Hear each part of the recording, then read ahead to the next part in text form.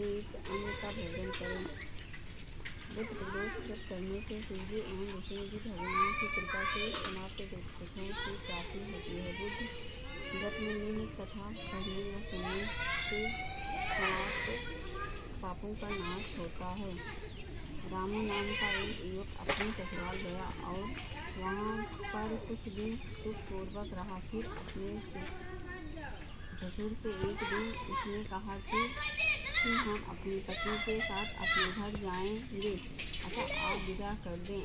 यह सुनकर उसका ससुर बोला कि आज बुध का दिन है, अतः आज जाना उचित नहीं है, कल चले जाना। किंतु रामू अपनी बात पर अटल रहा और किसी का कहना नहीं माना। लाचार होकर उसके ससुर ने अपनी पुत्री सहित उनको विदा कर दिया। किंतु उसे चिंता लगी रही कि कहीं कुछ कोई अनिष्ट न हो जाए। रास्ते में रामू की पत्नी को प्यास लगी, अतः रामू पानी लाने चला गया और लौट कर आया तो देखा कि उसके स्थान पर एक दूसरा रामू बैठा है।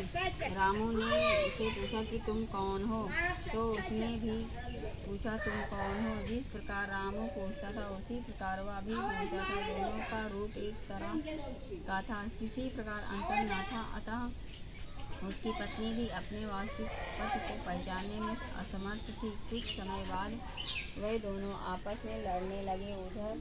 उधर से राजा के सिपाही जा रहे थे, वे दोनों रामू को पकड़ कर ले गए और दूसरा रामू राजा के दरबार से दृष्ट हो गया। तब वह बहुत ही विलाप करता हुआ बोला कि यह बुध देवता के कोप का फल है। थोड़ी ही देर में आकाशवाणी हुई कि रामू ने किसी का कहना न मानकर बुध को यात्रा की है, अतः इसे यह दुख प्राप्त हुआ है। यदि यह अपनी ससुराल पत्नी सहित वापस लौट जाए और बुध देवता की पूजा करके यात्रा करे तो किसी प्रकार का अनिष्ट न होगा।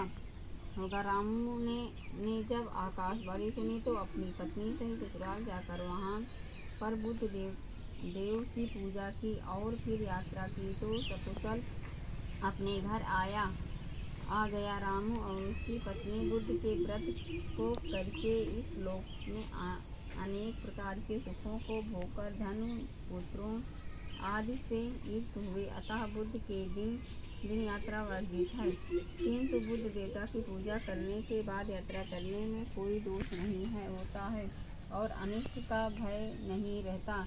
तो जिस प्रकार रामू ने धन धान पुत्र आदि को प्राप्त करके अनेकों सुखों को भोगा और अंत में मुक्ति पाई, उसी प्रकार बुध व्रत करने वाले को धन धान पुत्र पौत्रों की प्राप्ति होती और सब कष्ट दूर होकर संपूर्ण मनोरथ पूरे होते हैं। ये शिवा